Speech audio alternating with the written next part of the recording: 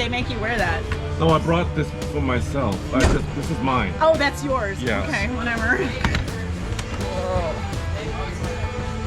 Kawasaki has just done something pretty crazy. They have just created the most powerful hyper-performance off-road side-by-side, the new Teryx H2. This is the first drive. Come along with me on this desert run here in Southern California in the Anza Borrego Desert, and I can tell you everything about it. So they already have, of course, have the Teryx and the Teryx 4, but now the H2 is the pinnacle, the apex of their performance, because they gave it a supercharged engine, 250 horsepower. They gave it really capable suspension. This deluxe model has live valve Fox shocks with up to 24 inches of travel. And this is a machine with 16 inches of ground clearance, 74-inch width, and this one seats 5 because they have the Teryx 5 and the Teryx 4. And in this video, I'm gonna hopefully take it to the top speed, which is still theoretical. It's somewhere above 90 miles an hour here in the desert. And you can see exactly how it works in the rough, rocky terrain, in the washes, on dry lake bed. This is where this machine is meant to be, in the wide open spaces, because it's very fast and should be very capable. All right, let's get some specs out of the way. So all of the new H2 Teryx 5 and 4s only come this way, at least right now. So 4 doors. The machines you see here have the rear bench seat. So it's a Teryx 5 H2. And the wheelbase is 126 inches, which is fairly long, but not the longest in the industry. And the machine is about 160 inches long, 33-inch tall tires, and like I said, up to 24 inches of suspension travel. So pretty massive suspension capability. And these are deluxe models, which means they have live Fox Live shocks. You can see it right here. So each corner has an accelerometer, which means the computer knows the speed of each suspension component as it goes up and down.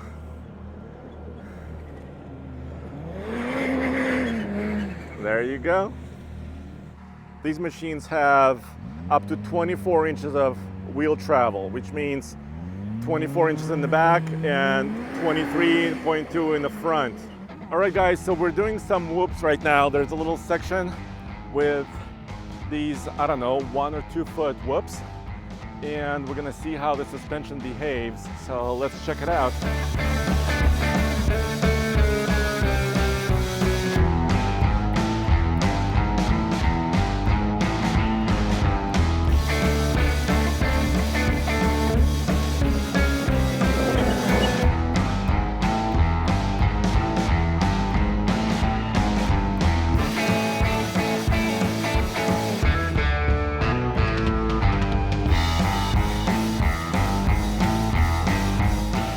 Now those are the little accelerometers I was talking about. There's one in each corner, and this is what's helping the computer system and the live valve shocks that use brand new valves, by the way. The valves, these valves are now more compact, more capable, and Fox guys told me the softer settings are softer than before, and the firm settings are firmer than before. So they've got more range of capability, and we're seeing it today, I think. So let me show you my top speed attempt on a dry lake bed.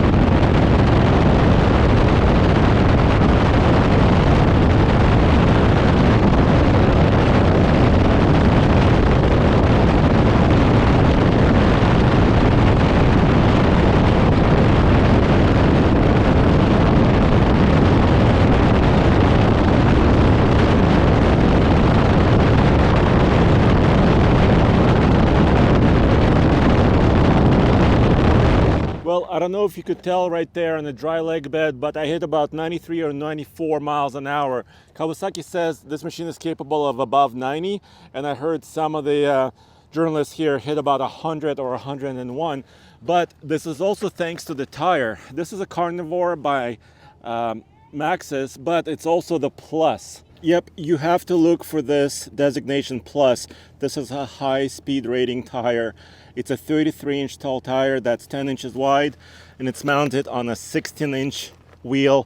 And this is a deluxe model with that bead lock, of course. You can see here the front A-arms, dual setup here, dual coil setup with that separate coil way up above. The new valves, bigger brakes, triple calipers in the front, double calipers in the rear. The front calipers are actually staggered 34 millimeters, 38 and 34. And so yeah, this machine has a lot of stopping power and going power. All right, so I've got my buddy Brian driving. Thanks, Brian. You bet.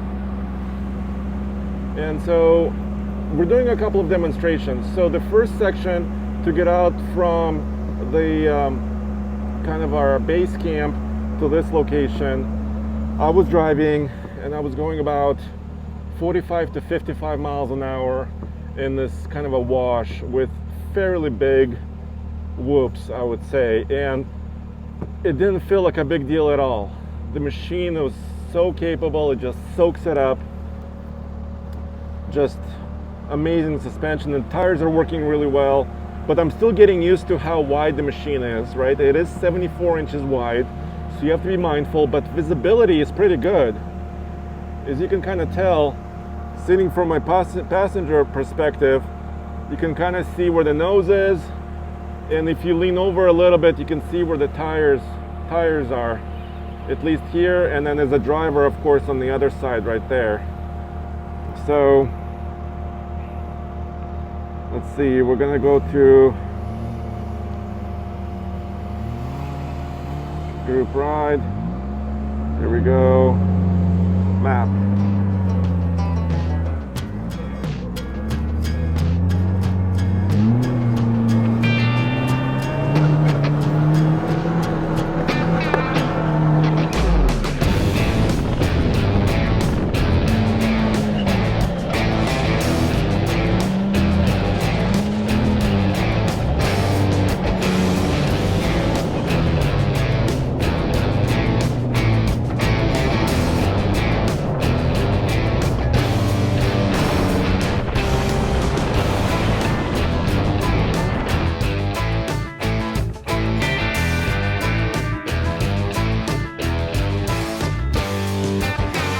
This air intake is for the CVT, which is a continuously variable transmission. So this machine, the H2, does not have a DCT or dual clutch. It has a continuously variable transmission. It has some improvements, and it is belt driven. The belt is very special. I have a little bit of B-roll of the internals of this transmission, but you probably have questions about reliability, but it does have a temperature sensor that's I'm monitoring constantly. It's on the dash. So if I can turn on my gauges here, I'll show you my transmission temps. It's basically kind of a bar graph.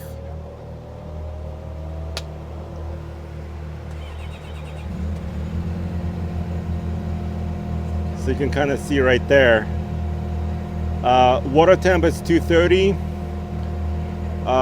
and the transmission is getting a little bit warmish, but still I'm monitoring it, and there's no warning lights. You could see the rev counter here. The red line is at 9,500 RPM, and it has a supercharger, but it's not a belt-driven supercharger. It is a basically chain or gear-driven. And you can see it right there, that red component. This is the supercharger. And it's got a 13.6 to 1 ratio. So it's able to create 2.4 bar or 2.4 atmospheres of pressure, and the gauge over there says up to about 15 psi. And you could hear it chirping. It is intercooled. Here's the intercooler right there, presented in a very nice way, and it's even labeled. So 240 horsepower and approximately 147 pound-feet of torque from this 999cc engine. So tiny engine, but it's a 4-cylinder inline 4, and Kawasaki's been using inline engines for a very long time, and they've used superchargers on a lot of their power sports machines, including motorcycles, sport bikes, watercraft. So they know what they're doing here. Why didn't they do a DCT? Well, they say that the CVT provides a little bit more kind of constant power. So you always have power on demand as soon as you touch the accelerator, and I can confirm this. Yeah, it feels great. I'm just, of course, a little bit worried about hot temperatures. It's like 90 degrees Fahrenheit. It's like 9 in the morning. And it's going to be 115 degrees ambient here today. So this is also a hot weather test for all of these machines. So I've been idling a little bit, and the water temp came down.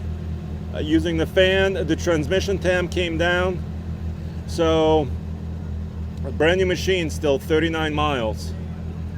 So the machine is doing pretty good. By the way, I do have cup holders. I do have door handles inside and out. Really automotive. I've got speakers. They have an optional subwoofer you could put in the wheel well of the passenger. And this is the 5-person deluxe, which means it does have this bench. The center seat is a little bit offset, so it's a little bit higher, but 3 large adults probably won't be able to sit here, but 2 medium-sized people and or 3 children, I think, or smaller adults will be very, very happy back here. There is a ton of legroom. My seat is all the way back. My backpack is here. We've got a cooler of water. So lots of space. I have giant amount of space here. So space is not a problem for this machine.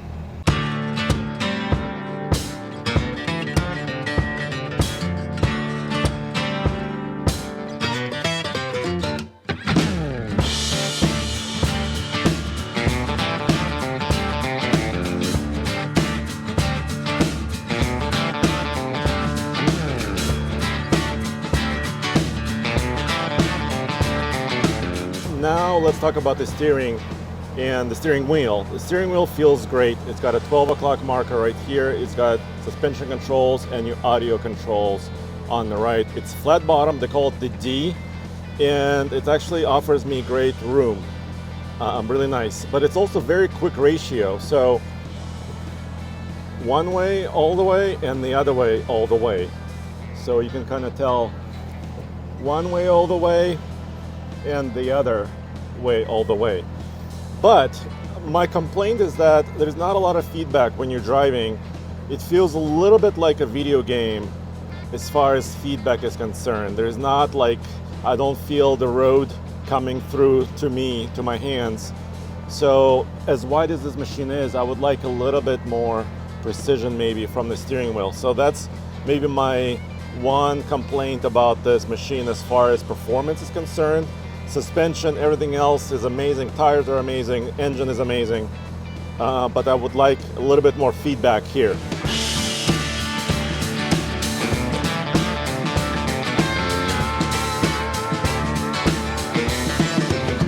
So at the very top of this competitive set, there only used to be 2 machines, the Can-Am Maverick R and also the Polaris RZR Pro R.